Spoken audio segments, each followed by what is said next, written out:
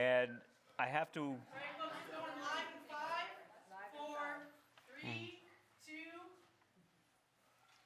Hi, I'm Seth Masia. I'm the editor of Skiing History magazine. And I have to say, I'm quite starstruck. I've been following Bode Miller's career since he was 17 or 18 years old, and mightily impressed all the way along. Bode, congratulations on being inducted into the Hall of Fame tomorrow night. Greatly looking forward to hearing your speech tomorrow night. It's going to be great fun. Big party. We're here at Peak Skis, and Bode has a long history of involvement with a lot of cool ski companies. And so I'd like to just start by having you recapitulate your experience with working with ski designers and imposing your ideas about how race skis should work on a wide variety of enterprises. The list is K2, Fisher, Rossignol, Atomic, Head, Bomber, and now Peak Skis. So did I leave anything out? Crossin. The Crossin skis were just after Bomber, before Peak, but just for one season, and we were kind of scrapping along. Yeah. We ended up absorbing Crossin into Peak, so the machinery we have belonged to Peak before. Okay. Well, let's go back. When did you were a kid when you started skiing for K2, right? Yeah, I switched. Well, my sister had some Rossignols. I was on Olin originally. Olin Mark IVs, 184s when I was 7, and then that not a lot of turning going on those skis. And then my sister had some 4S's Rossignols, and I skied those until she took them away from me. Yeah. And then I got the KVCs. Yep. So, okay. And that KVC I was on all the way up until I went to CVA. So I skied that same KVC slalom ski in GS and slalom and Super G if I could just do so it. people understand, the KVC was the Kevlar comp, and that was the slalom ski that came out of the same mold that the slalom skis that Phil and Steve Mayer used.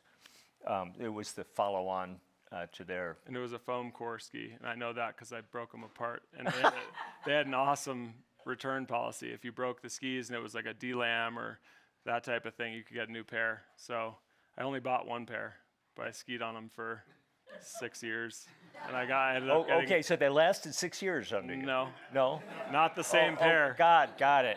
Anytime I wanted, I'd just hit the work road on Rocket and just air and just bam, and they'd go, and I'd be like, new pair, so please. How often did that happen?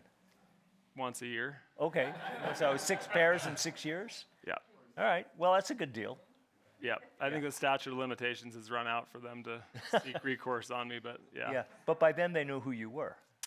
At the end, no, actually, all the way up until I went to CVA, no, I was paying for everything, and they had no idea who I was. The first year at CVA is when I met George in the East Coast.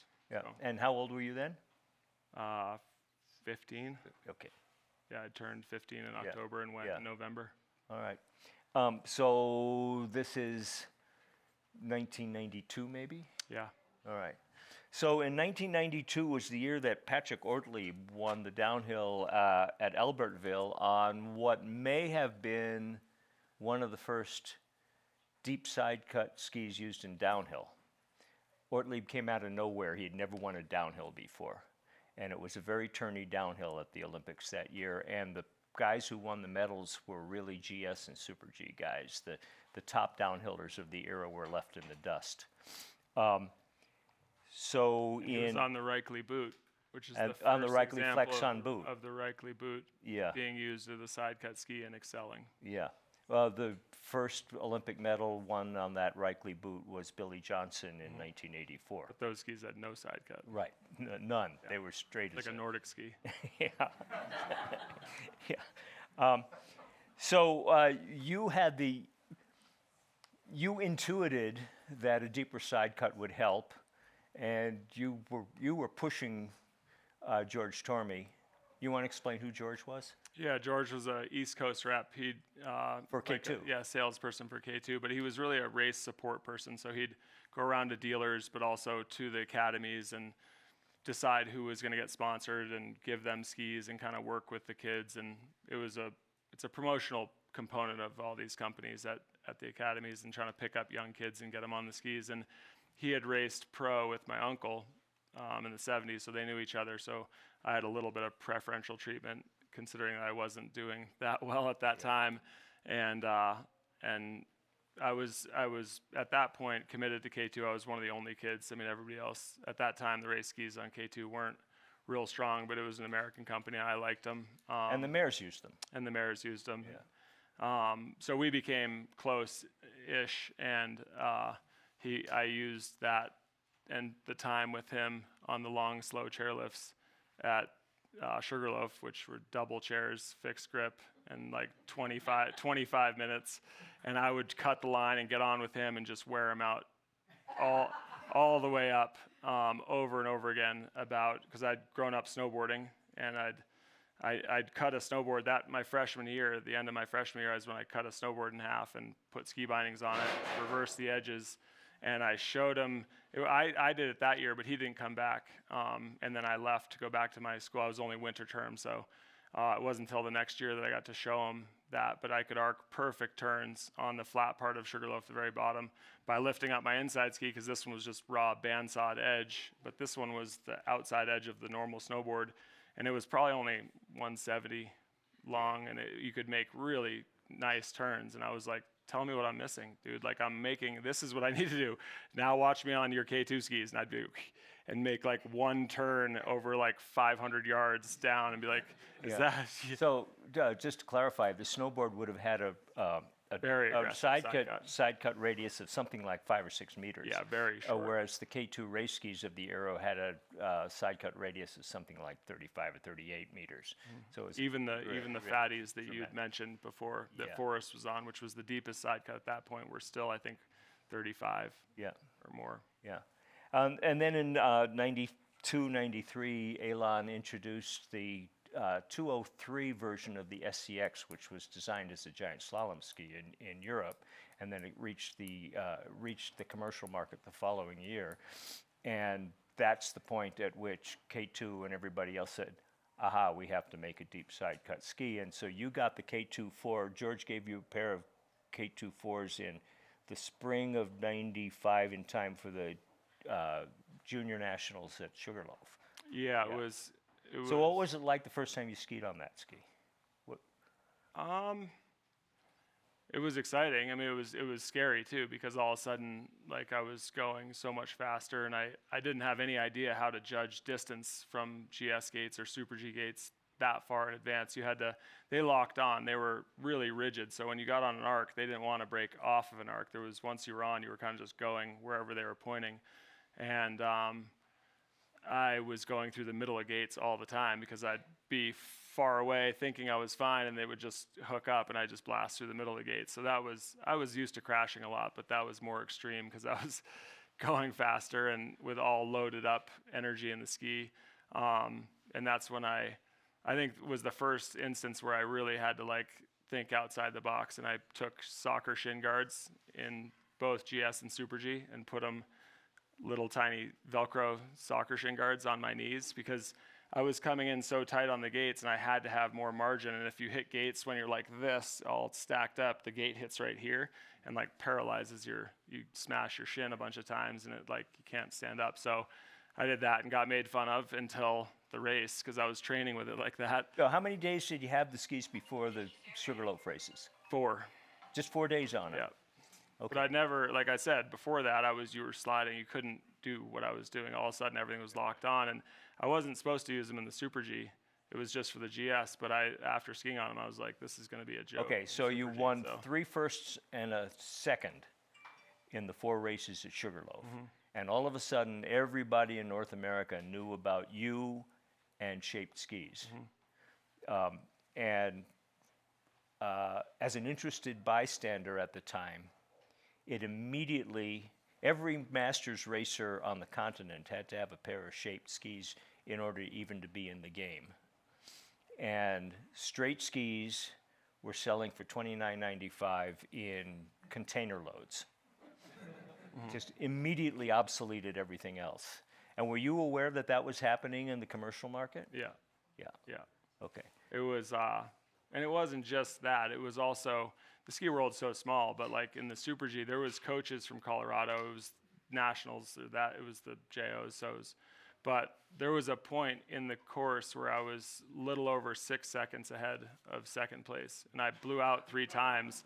Before that, I ended up winning by 2.7 or so, but I lost, and then I lost and then got it back, because in 2 gates you could make up. It was, you want to talk about obsolete, like the other guys in that course. I was I almost hit coaches. Like I was out of the course 3 times and still, and then I lost 2 seconds on the bottom because I was on 198s and everyone else is on 218s straight tucking, and I was like in this position. Of course, the picture they use for the newspaper is at the bottom, and I'm like this, and like Bode wins downhill or Super G by 2.7, and I'm like, look like I'm about to crap myself, because I'm going 85, going dead straight on 198s, like with the skis going all over the place, and I was like, oh, come on. And when you tried to run those skis Photoshop, flat, they the would guys. swim.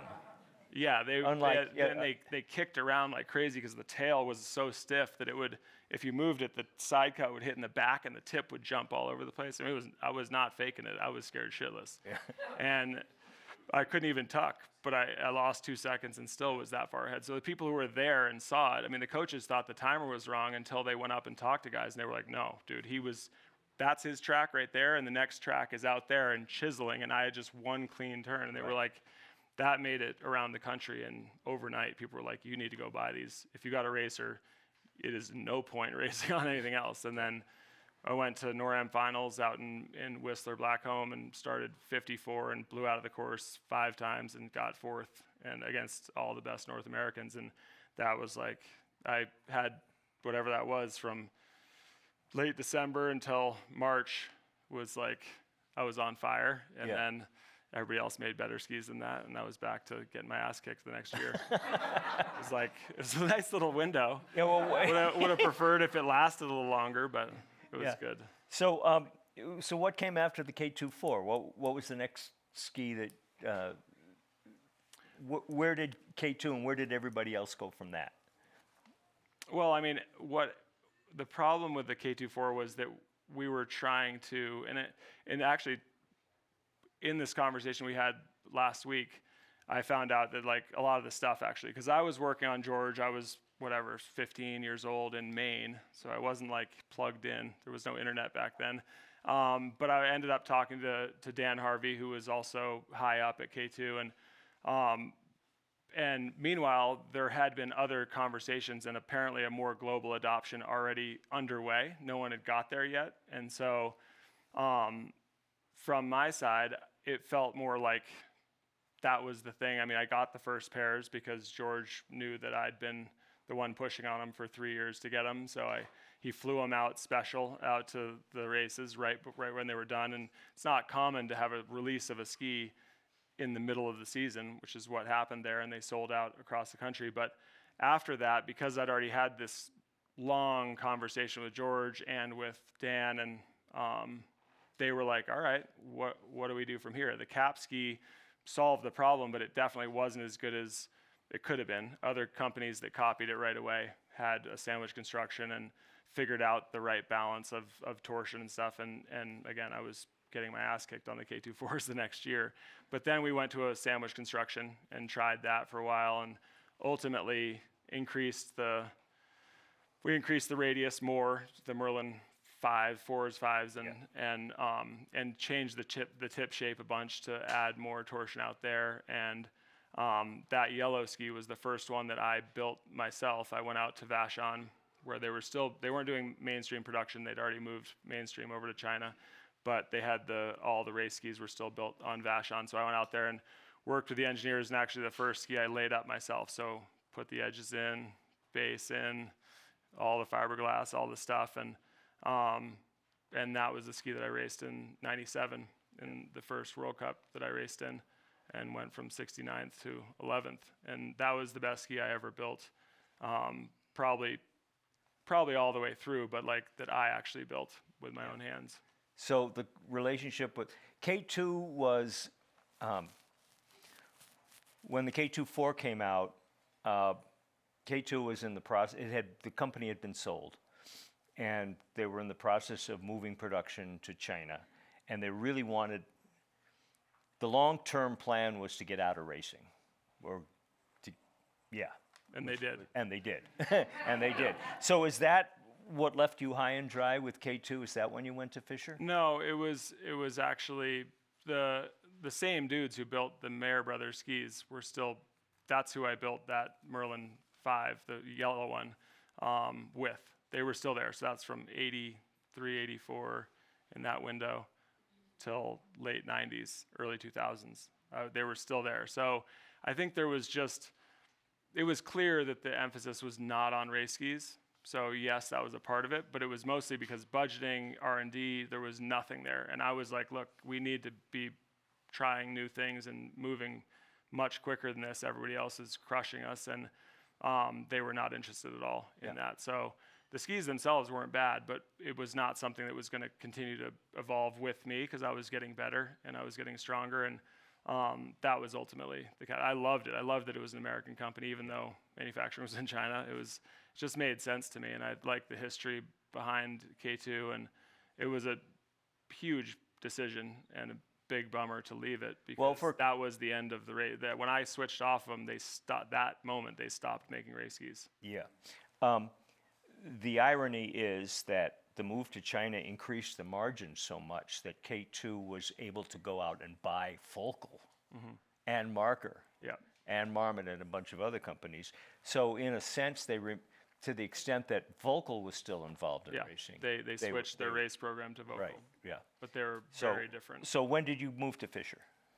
The 2000, 2001 season, the beginning of that season, so 2000. Okay, and you had your big breakthrough in 2002. Yeah. That was a really good year for you. Yeah.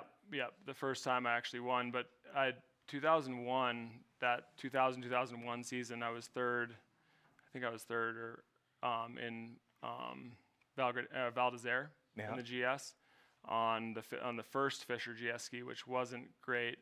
And I had some really strong winning runs that year, and then blew out my knee at World Championships in February, and that gave me time to which was great, honestly. Even at the time, I said it I was bummed that I blew out my knee, obviously, and I was probably going to win the combined at that World Championships. Darren won the Super G. It would have been an awesome time for us, but doing that, I had surgery and was able to totally unplug and think through all the stuff I'd done with K2 because I was so fast before that. I had no time to figure things out and really think and start planning out long-term ski development stuff. And that gave me that chance. And then I built the 161 slalom ski with Fisher and the GS ski that I wanted to use, and they built them both for me. They were great. And I came back the next year and won Park City and won Val d'Isère and won Madonna and Adelboden, and that was a huge thing, especially coming straight off of a ACL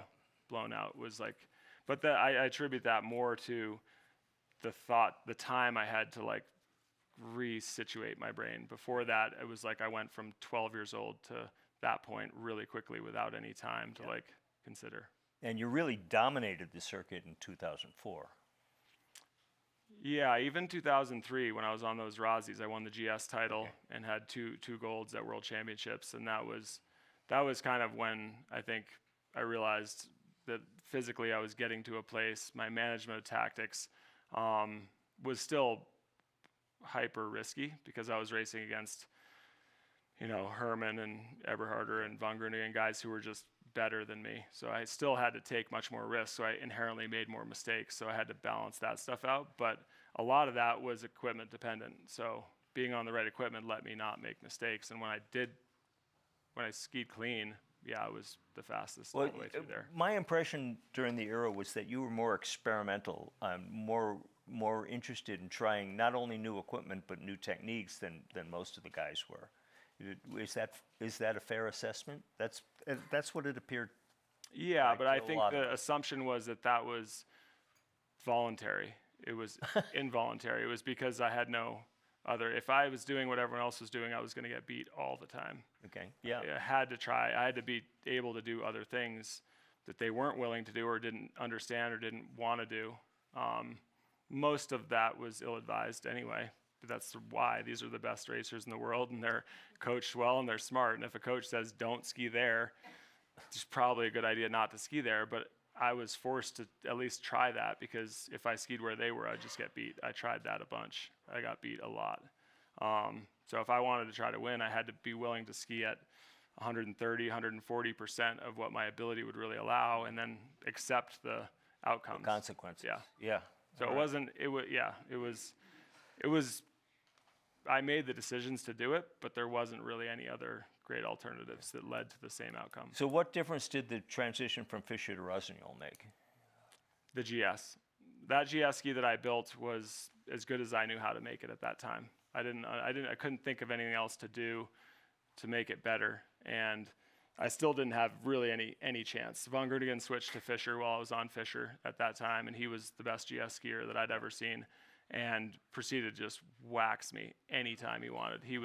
So that just highlighted that not only was I not as good as him, and he was getting beat by lots of other guys as well, and we were on the same stuff, but that I didn't know how to advance that part of it. Slalom, I'd built a ski that was superior to everything else out there. But GS, I couldn't do it. So when I tested Rossi, it was amongst a bunch of other stuff too. I tested Nordica. That was when Amat was moving off of Nordica, so I could take his skis. He'd won the slalom title 2 years before that. And ultimately, Rossignol was like 4th in a list of companies to switch to off of Fisher, including potentially staying with Fisher. But I got on the GS ski the last day, and it was only a run of 5 pairs, 10 skis, that they'd made, prototypes, and that was where the keyhole originated. And that ski was by far the most exciting ski I'd been on in my life to that point. And all the coaches, I had to test slalom too, and I was awful in slalom. I was like, because I went from winning slaloms by 2 seconds, and almost 2 seconds. Let's back up a little not bit. doing anything. I couldn't finish a slalom on Rossi, and I was like, I'm switching to Rossi. Yeah. They were like, why? And I was like, because I'll be able to win the GS title next year against, in my opinion, the toughest GS field there's ever been, and this is probably the only chance I'll have, because they're going to retire. I want to race against them. I want to beat them when they're at their best, and this ski gives me a huge advantage in that. And I forewent all other events. Like, I was useless in slalom or Super G or downhill, but I did win the GS title the next year. So yeah, let me back up a little bit and remind people who don't remember that during the 80s, Rossignol did a huge amount of research on vibration modes. And they came up with a couple of different technologies that they called vibration absorption system. And the keyhole system that you're talking about came out of the fact that they had what they called a VAS plate, which was a credit card sized piece of aluminum with a layer of urethane under it. Rubber. And for the GS ski, they had to inset that into a hole that they mortised in the upper layer of aluminum, the upper structural layer of aluminum, and that's where you got the keyhole idea. Yep, and I took apart an old pair of, if you remember the G5s, they were a dual tech, a semi-cap ski. They were black, and I took apart a pair of those long afterwards, and those were glued to the metal. So for a while, they were putting the VAS plate on, and it was glued to metal. And then somehow, for one moment, for no reason at all, they couldn't get it to work, so they just cut a hole just for these 10 pairs. That was the only 10 pairs that were made that way. They cut a hole, and they glued it to the wood underneath, and it stayed. And then right away afterwards, they came out with a new glue again, or they went back to what they were doing before, and they glued all the next ones onto the metal on top with no hole there, and they were all garbage. So for 2 years, I skied on the same pairs of skis and won the GS title, won the World Championships against a field that was much better at GS than I was, because my skis were that much better, but I didn't know at the time why they were. And that was super frustrating, because I'd moved to them because of that ski, and I wanted to learn what made that ski so much better. And we built 50 different models in 2 years trying to figure it out, and they all sucked. And that was brutal. So ultimately, at the end of that was when I went to the dark side and switched to Atomic, because they knew what they were doing, and they were the best in basically all 5 events, and that was that '04 There was a season where generational shift at Rossignol. Rossignol had some of the best racers in the world up until that point, and then management changed, and they lost their racing director, and there was a huge shift in they it went was from ethos. Their whole everything changed. yeah Rossi. So you went to Atomic, which was really on the rise as Well, they'd been hyper dominant in speed for a long time. They put 9 of the top 10 in Eagle, several years before that in the Super G. It was like everyone else was competing against each other, and they had the top 10 spots more or less in speed all across the board. And then they started getting better in slalom when that 176 that was arguably the best slalom ski, and it was an easy switch to make. And what year was this? Performance-wise, that was after the '03-04 season, which again was another component that led to this like defiant. I'd just come out of a season where I'd won the GS title, won World Championships GS, won the combined, and was second in the Super G in World Championships, and then switched off of that company.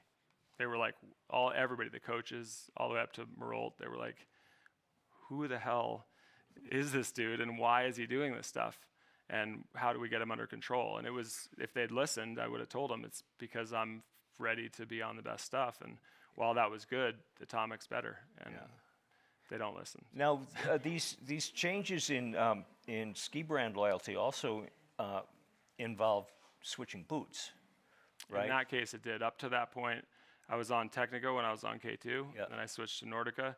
And Rossignol put a bunch of pressure. I was on Nordica Fischer and then Nordica Rossignol. But Rossi had built a boot, but it was awful. And they'd pressured me to test it, and I did, and tried to work with them on making it better, which was my first, really, I started the project with Fischer, building the Fischer boot, but it wasn't finished by the time I switched off, but I skied on prototypes, and that was my introduction to the boot world and how it integrated into the ski and how it affected everything else, which was perfect timing, but then didn't have any more really work on the boots all the way up through till head. So the switch to Atomic was easy. That Atomic boot was, it was a Nordica Grand Prix that was white with softer plastic. One of the guys who is being inducted tomorrow night with you is Sven Kummer, who designed the Nordica Grand Prix. And in what year? 72? Yeah, exactly. And that's the boot that most of you are still skiing on right now. And all the racers are basically skiing on right now. Yeah. It's almost unchanged. And you've met him. I don't know whether you recall that, but he's eager to talk to you again. Okay. All right. So then there's the Olympics in 2006. Which skipped right over the highlight. Okay, the highlight being no, all good. And then when did you? And then you moved to head in 2007. And what was the deal there? Because that also involved a change in boot as well as ski. Yeah, that was. I mean, obviously in 05, that was where I won, 5 events, all 5 events, and won, 6 of the first 10 races of the year, and got. But that was the year before the Olympics. The Olympic year, most people won't remember how many races I won. The Olympics are in February. How many races I'd won on Atomic going into the Olympics? It was 0 in a whole season after winning the overall, and that was obviously partly me. I mean, I can't put the blame anywhere else, but Atomic was heavily involved in trying to make Darren and I not dominant in speed, which we were the year before. And Atomic's a fairly federalized company, even though it's owned by Amer Sports. It's Austria, and Austria had huge motivation to not have Darren and I being 1-2 on the podium, which we'd done the year before, especially in an Olympic year. So they were, but as much as the people we were working with were awesome, there was things outside of everyone's control that were going on, and that was ultimately a betrayal that I was not willing to forgive. And they gave us skis that I'd built in October. They gave them to us 3 days before the Olympics because they knew we wouldn't be able to resist trying them, and they thought it might screw us up. And it did. They succeeded in that. So that was an easy one to walk away from. I felt like I did what I wanted to, which was to be on the best company with a clean slate, and in '05, winning the overall wire to wire. And the way that I did was, that was what I wanted, and I was happy to leave after that. Okay. But you didn't have that nationalistic firewall at head. No, well, Johan Eliash and I had met before. We were friends, and he approached me and said, I liked it, because he didn't come and say, I want you to ski on head. You know, he said, I want to win the Manufacturers Cup, which no one beat Atomic at that point. For the previous 10 years, Atomic won the Manufacturers Cup consistently. And head was, I don't know, 6th or 7th or 8th. They were like down by Dynastar in the Manufacturers Cup. And he said, I want to win the Manufacturers Cup. And he was privately held. He owned the company, so he had decision making. And it was fairly enough. He took me on his, you know, whatever his 58-meter yacht. And we went to Monaco and Cannes and Saint-Tropez. And over that time, got to know him, and he's a really smart person, and he was really clear about what he wanted to do. That was his goal, and I was like, as long as you're willing to, when I tell you to buy an athlete, I don't want to hear shit about it. I want you to go buy that athlete, and you're going to have to build really good skis in 4 events for women too, because they produce the same amount of World Cup points. A win's a win, and you can't do it just on the men's side. At that point, I don't think Head had a single woman in the top 30 in any event. And so I liked that. We spent a bunch of time together. He said, I'm committed to it. I don't care how much money it costs, and I don't care how many skis we have to build. And I knew Reiner Salzgeber well, who was the race director at the time, and I met with him. And that was this shift for me, where I still wanted to win and still wanted to be successful, but it became more about building the best skis and thinking about other people's style and women's style, women's course preparation, their course sets. How do you build skis that are going to allow our team to win? And that was fun, because at that point I felt like I'd already done what I wanted to do. I wanted to win the overall. I wanted to win in all 5 events in the season. I wanted to sort of show that part of my ability. And then this was kind of a shift into like more of a team feel, and I like that. That was fun. Do you remember when Lindsey Vonn came over to Head? What year was that? Do you remember? Oh, wait. The following year. Yeah, the following year. Well, that 08 was the year you went independent too. Yep. Did that have a connection to the commercial relationships? No, that was, I mean, I'd been whining about the things that the U.S. ski team had been doing wrong for a long time, and it wasn't getting me anywhere. And so I wanted to do it right, what I thought was right, and hopefully demonstrate that it was better and influence them to maybe make better choices to support the athletes. So, yeah, I paid for it myself, and $500,000 a year to pay for my own way when I could have just been part of the team. I had to still race in their suits, couldn't have any other sponsors, had to like tote the company line in interviews, which was a little frustrating, but ultimately was validated when I won the 2nd overall title. And it was clear, at least to me, Brains, guys who were on my team, Jake, you know, that would not have happened had I been a part of the team that year. The margins are so thin, and I was good enough. I skied with a broken ankle after Beaver Creek that year, the whole year. And there's no way. The margins, the little things we were doing right that weren't happening otherwise were the difference maker in that overall title. So as much as, you know, I'd already won one, that one was clearly down to the wire, like it was close. Yeah. And so that was you know, again, it wasn't a martyr in a way, but like I had to demonstrate so that they could see it, that it was better. And then the following fall, you got hurt again. Yeah. In December of 08. Yeah. Yeah. And the so other you were out, the other ankle, and you were out for the rest of that season. No, I raced. I raced on that one too. And actually Jake, who's here, I don't know if he's in here, but I stepped on his foot before the 06, and that's the ankle that got re-hurt. So that was blown out with a big bone chip in there for the 06 Olympics, which wasn't talked about. It wasn't really an excuse as to why I didn't win more, but it was bad. And that ankle ended up that next year got blown out, big crack. And then, no, I raced that whole year. And then in the World Championships in Val d'Isère is when I I was up by 2.7 seconds over Axel in the combined, and everyone was like, just snow plow down. Axel wasn't skiing that great a slalom at that point anyway. He had switched to head off of Atomic. It was Axel and Svindal. Yeah. And I had to be myself, and I pinned it and won the top split, and then hooked a tip and sat on the side of the hill and pouted for 15 minutes and was like, I think I'm done. And I drove to the airport. I had my 3 motorhomes. I'd shipped over 3 Dodge Dualies. I had 3 motorhomes, paying for them all, my staff, coaches. I flew back to San Diego and met another buddy who's here and went bowling and went golfing. And it wasn't for a couple days that Forrest called and was like, are you coming back over here? And I was like, nope. No. And that's when Hines, my technician, had a massive tantrum, took all my skis and moved straight to Lindsay. Yeah. And she raced on my skis for the rest of her career and won 41 World Cup races. There you go. Well, when you have a broken ankle, what do you have to do to your boot to survive through the... Refoam it. Has to be bigger. My ankle was like that big. Yeah, okay.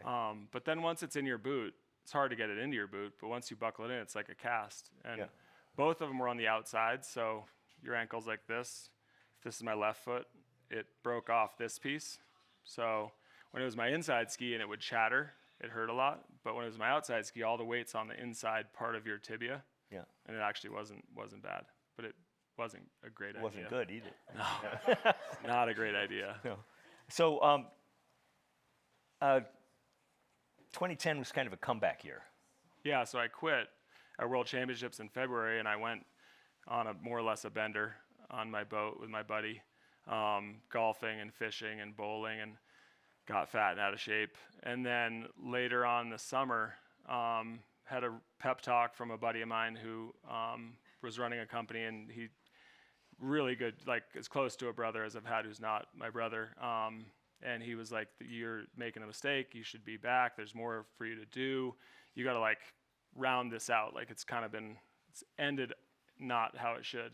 And I was kind of like, and I thought about it. And it wasn't until I was watching the movie, The Rookie, baseball movie, which is like ridiculous, really, that this had that kind of impact on me. But it's what's his name? Redford. No, that's no, it's that was The Natural. Yeah, The Natural. No, it's anyway, this old coach who tried to play baseball and was getting hurt, and then he ends up being a high school coach. And no more guessing. Dennis Quaid, yeah.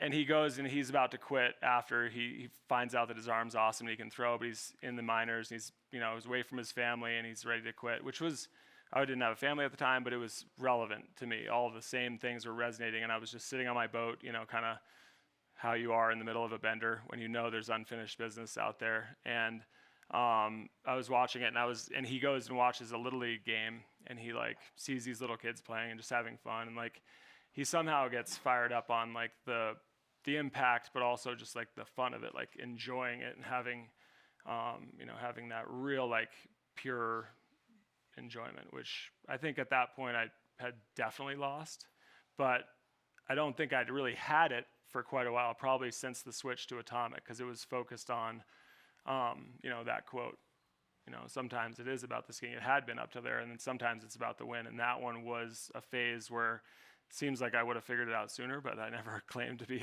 a fast learner, and it took that much time. So then this is like in late August, early September, and in the boat right there watching that movie, I was like, all right, I got to come back and finish stuff up. So, but that was pretty rough. All my skis belonged to Lindsay, my technician. My motorhomes have been sold. I was not in any kind of condition to try to race anything. So had to battle that year. I was lifting weights before races on race day to try to get ready for the Olympics in February. Yeah. So. Yeah. I'm really curious about the skis going to Lindsay. I mean, you had to weigh 50 or 60 pounds more than she did. So why did the skis work for her? They were just better skis. I mean, even when I was building all those, by the time that happened, I'd gone through all the skis for the women, all the skis for the men. I built what I thought was right. but I was also building the stuff that was right for me. And ultimately, Lindsay was a better skier technically than I was. Tactically, she was far superior. Her risk management was bad. That was her one sort of area that she didn't do a great job. Totally fearless. But the difference maker was that my skis were designed to mitigate that for me. And I won Val d'Isere, the training run there on that same course that you referenced, right? Really turny through the cliff band, really challenging especially for my tactical ability. And I won that by a second on those skis. And that was, so when she got them, she felt the same thing. Weight and all that is not, those Rossis were as soft as any ski I've ever seen that I raced on. And then my Fishers were as stiff as any ski I'd seen. So it's not about weight, it's about the balance of the ski and how it works and what it does for the skier. And she had zero doubt. I mean, the moment she got on them, she was like, these are just miles better. In terms of risk management, she could just make mistakes and correct, because that's all I did was make mistakes and correct, and they were designed that way. And then you skipped 2013. Yeah, that one I did. I had a knee surgery that was probably 8 years overdue. Yeah. I'd had 5 or 6 in between there, but I needed one that was like going to take me out. So we did a microfracture and tried to get my bone cartilage that was problematic back. But that was also, we went to Sochi. We had the test event in Sochi before the Olympics. They do the test event 2 years before. And there was that jump that you guys saw, the flat to like big, steep, huge air. And in the test event, I won the training run, but we were going 85, 86 meters off that jump. And I was the only one who was making the 2 turns above there well. So I was coming in faster. And it's like 100 feet vertical distance from where you take off to where you land. So you're deflecting when you're landing. It's not like, but the impact was brutal there. And that's where I landed 3 times, 3 training runs. And my knee was blown up, and it was no chance to race the next year unless I fixed it. So yeah. And then, of course, you had the crash in the Super G in February of 2014, and that was the career ender when you sliced the end. Achilles tendon. Yeah. Yeah. Although that was not really severe. We talked about it then. If I was 5 years younger or 10% tougher, I would have just stitched it up and raced the next day. I was actually okay. I mean, it was a bad cut, but the tendon that it cut is the one they use to harvest for ACLs now. And so you can do without it. I mean, tons of people do. And I could tell that then. It was gross because I could feel it, coiling up the back of my leg. And I was beat up because the crash wasn't terribly gentle anyway. But yeah, I talked about it. Well, I thought about it that night. It looked horrible. We all, everybody who was watching that race. Broke the fall with my neck. That was smart. Yeah. But no, it was a good place to end. My first World Championships was '99 in Vail. Last one. Yeah. So tell me about the origin of Bomber and what you were trying to accomplish there. Yeah, it was Robert. Because you tried to race on Bomber and hit. Well, I wasn't intending to. I thought I was done. Yeah. And I joined Bomber because Robert he's a real estate mogul in New York and super well funded, and he wanted to build skis, and he, at least in the beginning, said, you can build them. Like we have our own factory in Italy, so I could go in there and build what I wanted. And it had been a long time since I'd been able to have that kind of like control and freedom to really build, and I felt like I had a really well-rounded understanding of what to build, not just for myself, but for everybody else, especially with Head, because I was with Head for 8 years and was able to build skis for everybody else. So I started to understand more about the consumer and like outside of just racing. And that was exciting. And I joined, and then I built a bunch of skis and I built some race skis. And that was the first time that I got on the full tilt boots, which was the old Reichley that we mentioned that Ortlieb won on, and AJ Kitt won his downhill in Aspen on. And for me, it solved every challenge that I'd had, really. The skis were good, but I went back and built more aggressive skis because the boot was so not aggressive, and it didn't make me go through the middle of the gate anymore. And we were up filming for a Samsung video, a 4D thing up in Lake Louise right after the women had raced there, so the hill was in perfect shape. And Craig Daniels, one of my coaches, was up there filming, trying to follow me with a follow cam, and I had a thing on my head and whatever. But I was skiing better than I ever had, better than on atomic, better than I ever did on head, because I was able to be in position and like roll the ski up where I wanted to and not go through the middle of the gate. I didn't have to wait longer and go further out, and I didn't have to always pinch and let go and then get back on the pressure. And he said the same thing. He came down, he was like, dude, you've never skied like this. And he's known me since I was young as well. And I was like, I know. And then we got fired up and we're like, let's go back and race. And I think being that he'd been with me as a coach for years before that, we both were like, we'll just race Super G downhill. We'll pick our spots. And I was like, I would put money on that I wouldn't be beat on this setup. And we got ready and prepared, and then Head got wind of it and filed an 800-page lawsuit, and then blocked it. So ended up that my retirement was held on to. Yeah. So I wasn't honestly that worried about it. It would have been fun, but it wasn't a big Maybe deal. the word confirmed it. Yeah, Okay. confirmed. Confirmed your retirement. Official. Yeah. Oh, okay. Law-induced. So, Lawsuit-induced retirement. so what happened? What happened at Bomber, and how does that segue into peak ski? Typical business partnership learning process.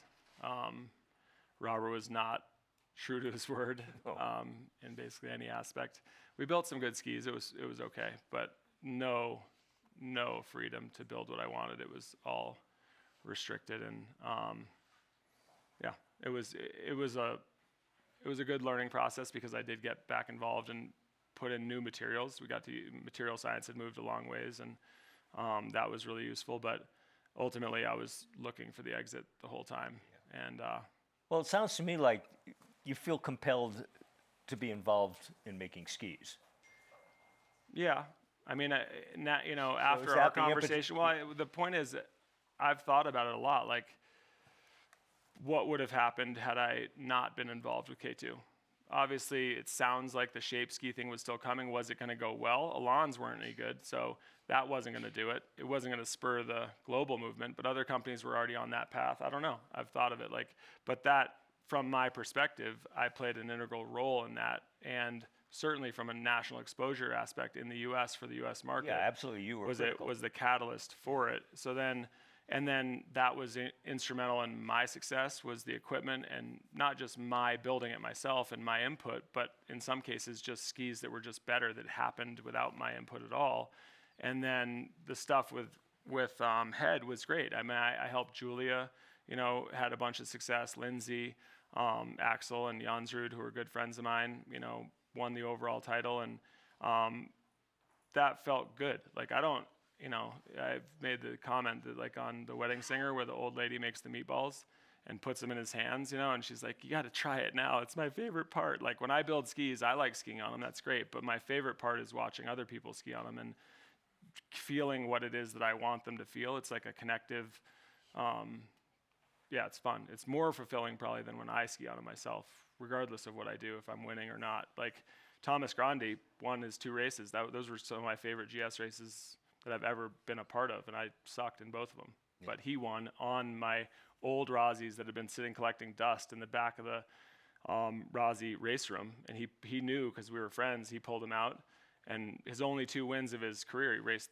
280 World Cup races, and his only 2 wins are on my super worn out, crappy, haggard GS skis, because they were that much better. And that's a big part of it. It's not that I like building skis so much as I like watching people ski on good skis. So what do you see as the future for peak skis? Well, I've felt bad for my role in the shape ski evolution, and that it caused a lot of injuries. It's when you're skiing tip tail, they're meant to be balanced with your weight in the middle. Mm-hmm. So if your weight's in the middle, the tip has to balance the tail. That's how it turns and bends. If it didn't, one would go and the other one would stick, whatever. Problem is that we only bend down and backwards with our knees because our legs basically stuck in the ski boot. So when you do get back or you get in trouble, you hyperload the tail. It keeps turning. The tip doesn't balance it. You rotate and you blow out your knee. Yeah, and that didn't used to happen as much with the straight skis because there was nothing back there. It just kind of went out of the way and you Polish donut down the hill. But I did feel bad about it, and I knew there was a better way. And even when I ended up taking the Rossis from Grande after he peeled the edge off in his second win, I took one pair because I knew they weren't going to necessarily, they were protective of them when I had them. They took them back and I couldn't keep them even though I tried. But with him, I just took them, and I took them apart and I saw the keyhole, so I knew about it then. I didn't really understand it fully at that point. It took a little while for me to understand what it was that was causing that ski to be that much better than every other ski we'd built. And it wasn't until the keyhole, that we put it into a production ski. And we were rushed. I mean, Andy says we were building the plane while we were flying it, which is, you know, the skis right now that we have, I think, are better than what's out there, definitely. That's the feedback we've gotten, but I've skied them hard and skied all the stuff, and I think they're better, but we're maybe halfway to where they could be without any other changes. That's just modifying what I knew, and we had to error within a certain range to make them work well, and they did. But now we're starting to really get specific, and the team is unbelievable. We have, you know, people that I can work with who know more than I do, and we can kind of collaborate and refine that down to make it so it turns a different way. It's still got a little side cut, but it's not using the side cut to turn. And it makes a ski that gets much more grip on ice, and is much more normal and easy to balance on because the pressure comes from the middle of the ski instead of the tip and tail. And, you know, probably need a disclaimer, but like helps to prevent injuries because the tail doesn't grab the same way. It kind of moves out of the way if you do get back and rotated. And yeah, I think it's exciting for me because, like I said, it's been my life for a long time, and it's something I think about all the time. So it's fun to be able to have sort of correct my mistake of the shape skis. It doesn't fix blown out knees, I guess, but it's a better way to turn. And I think other companies are going to copy it, and they'll try to get there. It'll take them a little while, but by then we'll be way ahead of where we are now. Okay, great. Thought I'd open the session to questions from the floor. Anybody have any questions for Bode? At least nobody that I can see. Oh. Yes. Are the pink skis now built for races or recreation?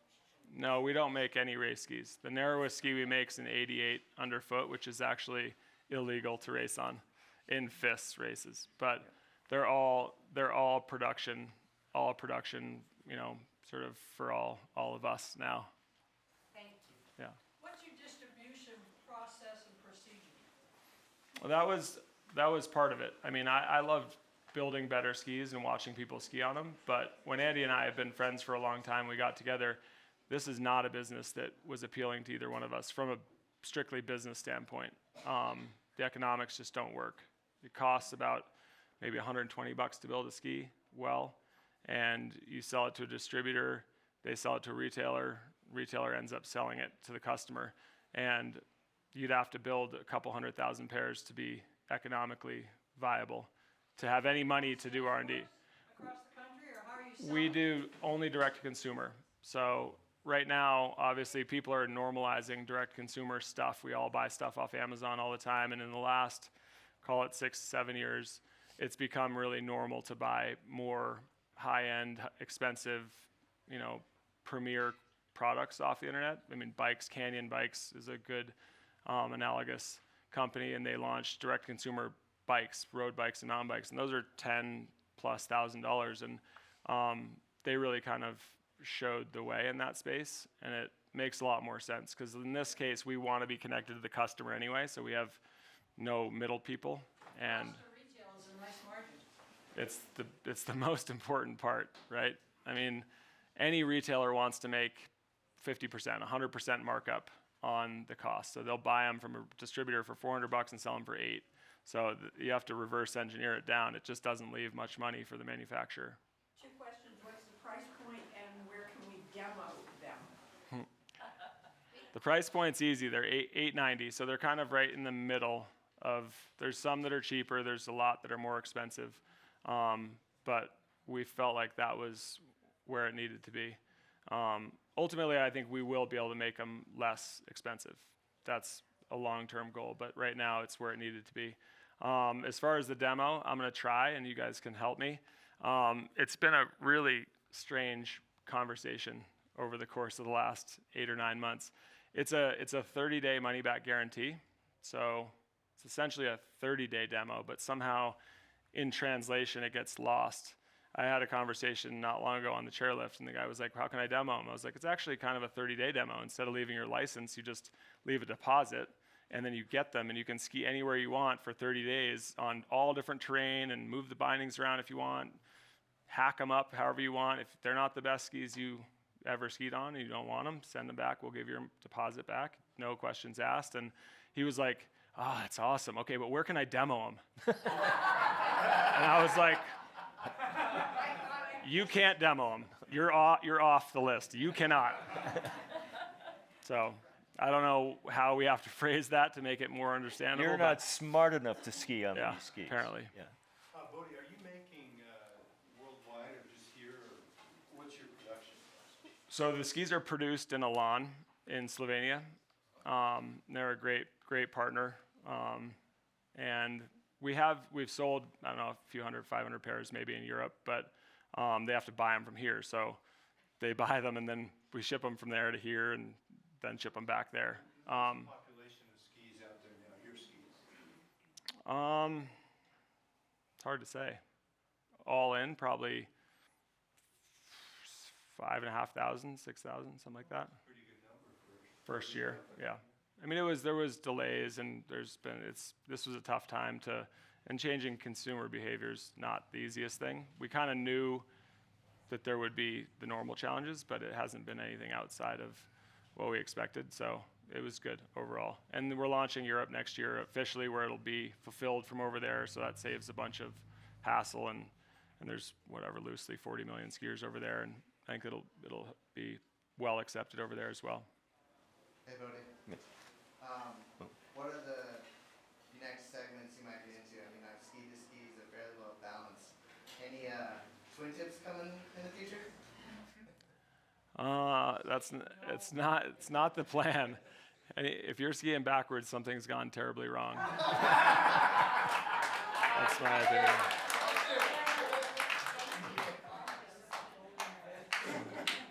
So I've ridden the lifts up at Big Sky with several instructors and some other folks who are skiing on their ski, and they all say the same thing, how they really like it in the groove and off-piste. What is it with the technology they use that makes them so good in those varied conditions? Because I've skated on lots of skis my whole life. I've just never found that one quiver ski that I'm comfortable with.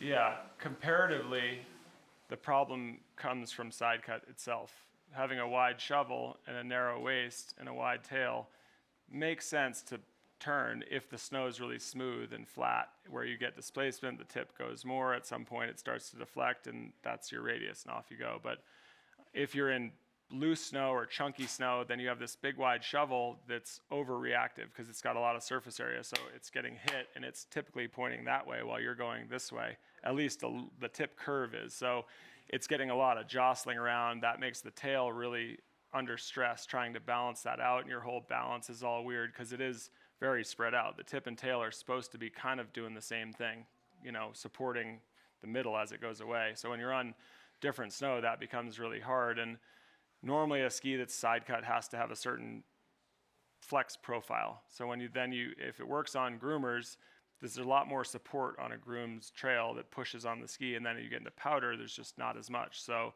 the whole ski kind of flattens out and doesn't want to load, and it's problematic. So that's really where it started. And then with these, you can reduce the side cut. You actually have to reduce the side cut to have the keyhole work correctly, because they fight against each other. If the tip's trying to get grip and go that way, and the keyhole is trying to get its own grip, they just don't like to work together. So you reduce the side cut, and the keyhole is just weakening the ski torsionally more than longitudinally in one spot right in front of the binding. So when you do that, you have a stiff part where your screws are in your ski, and that articulates with your foot as you edge. And then right in front of that, you have a part that the ski is weaker.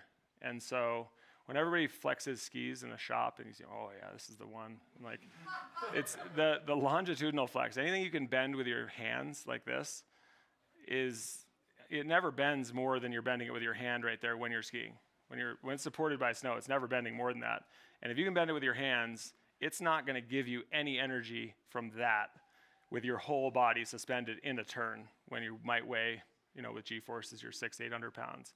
It's just not going to do anything. All the energy out of a ski comes from the torsion, the twisting. When it twists, that's a lot of force. You can't twist a ski for crap.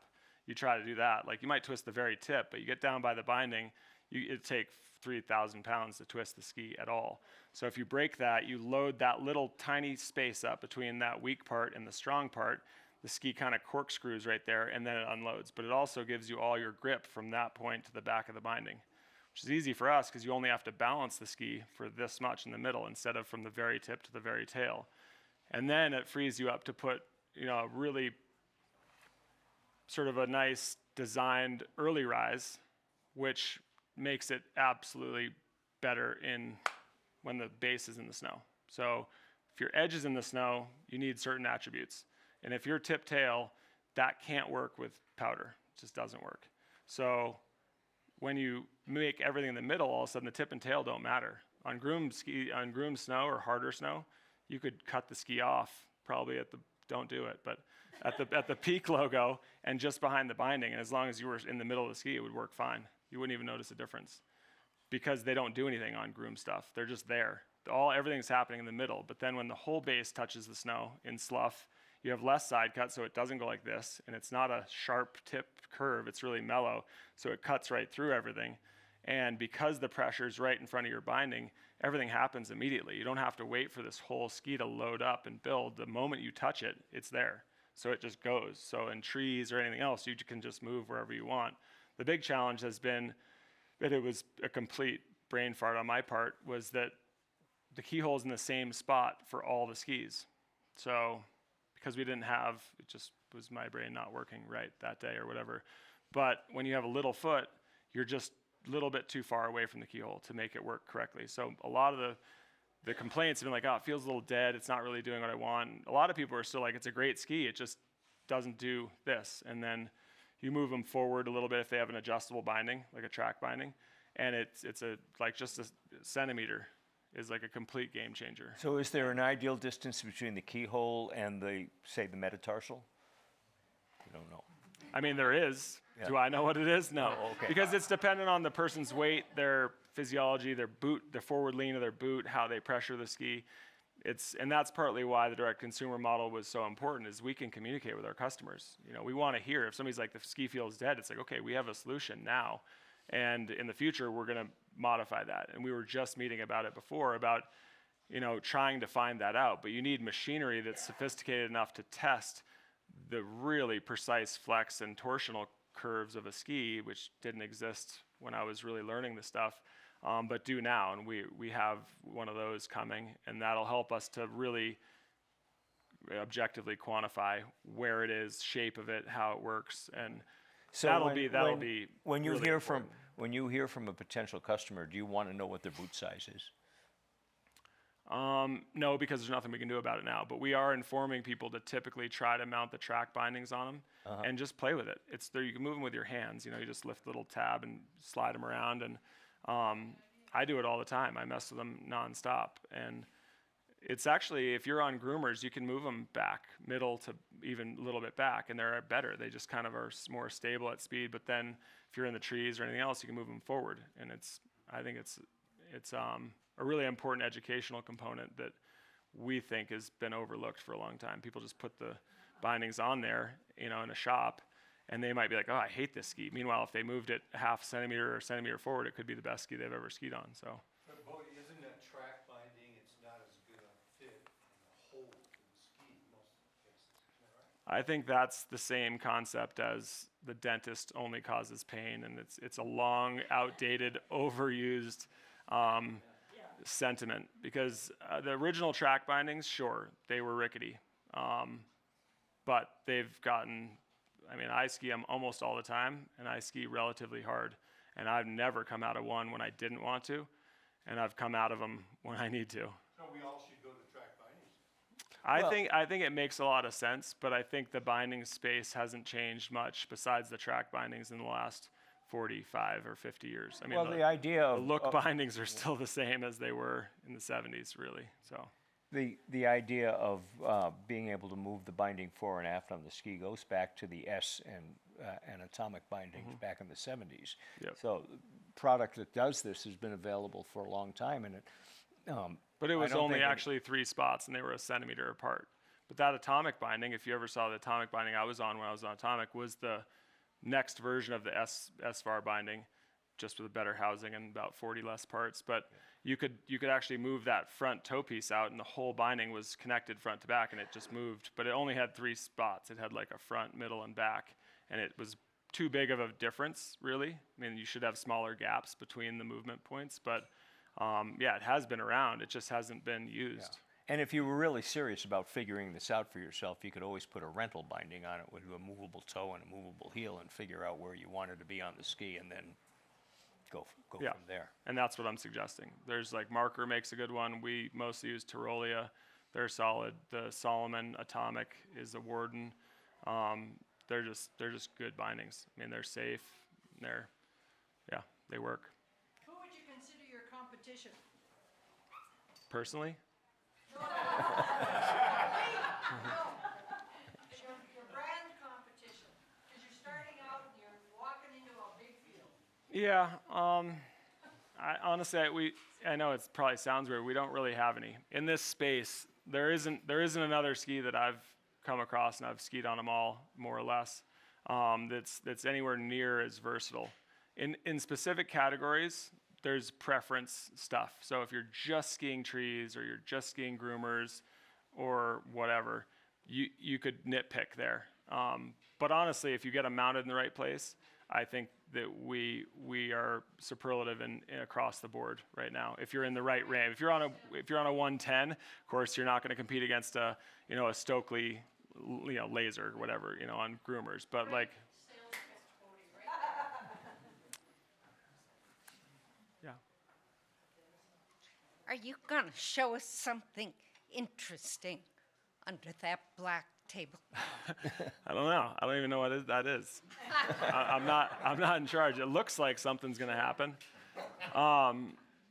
But I will maybe mention we did a little sort of webinar thing yesterday about Pebblebee, which is a great company we've partnered up with to put peak locate in the skis for next year, and that was partly what we were talking about. And it's serendipitous that we already had a keyhole in the skis that the locate fits right into, externally rechargeable, and battery lasts all year on one charge, but you just snap an external charger. It's inside the ski, but you can identify your skis. It lights up. If you're in the powder and your ski goes off, you can track it with your phone, and it's like a beacon. It takes you right to your ski.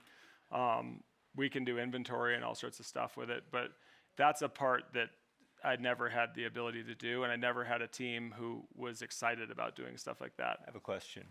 So if I'm flying to the French Alps and my skis go to the Italian Alps, am I going to be able to Yep. locate my skis? It tracks. You'll know right where they are. You lose skis. Yeah, somebody inadvertently picks them up and puts them in their car. Yeah. You can go Well, right. I'm thinking. You can go right to their house. You'll know exactly where they are. I'm thinking more in terms of the airlines misdirecting Yep, the skis. of course. Yep. Yeah. Everything. It's so it uses Bluetooth, but it uses the mass network, so anybody's phone connects to it. So it tells you right, and it's coded to yours. You can't mistake it. So Cool. Very cool. Are you building skis for your own kids, and will you build skis for other people's kids? yeah, it is a bit of a sore subject because we all want to. I have a bunch of kids, and it pains me to watch them skiing on the skis they're on. But right now, we're sort of prioritizing what we have to do to make this work. And then there's a whole number of initiatives that are, in my opinion, much more exciting and impactful than what we're doing right now that we have to do in the next 2-3 years. Manufacturing change. So as I've said, it's almost like a time warp in skiing. Like the best boots right now were built in the 70s. The best bindings are still from the 70s. They tried the shape skis in the 70s, material science advanced, same concept they were doing then. Nothing's really moved. And the manufacturing has been the same since Howard Head first built laminate construction skis in the, early 60s, late 50s. 47. Oh shit, even older. So that's overdue that we advance that. I mean, they're completely non-recyclable right now. They're glue, fiberglass, metal, all stuck together. And they go into landfills by the hundreds of thousands of tons each year. So manufacturing change that you can build them with not using the same materials we're using now, which are in short supply, and everybody's fighting for the same stuff. And instead of taking 45 minutes to build a pair of skis, and then they come out and you bandsaw all the extra crap, and there's glue everywhere, and you bandsaw all that off, you grind them, and you peel off the protective cover and grind them some more, and then people ski on for a couple years and trash them. We can build a ski in 8 to 10 seconds, pre-finished parts going in, assembled into the box and out to the customer in 8 to 10 seconds, and cut the material cost by 60%, use all recyclable stuff, no glue, so just sonic welded together. And then when you're done, you take them back and you unsonic weld the sides and it falls apart, and you can recycle 100% of it in the same machines. That's huge. Yep. Those are the more exciting bits. Right now, we're kind of at phase 1. All right, we've been going for a little more than an hour now, and we need to move on to the next part of the program. So I'm going to turn it back over to the Peak Ski staff, and thanks so much. I've learned so much. Thank you. Thank you. This is great.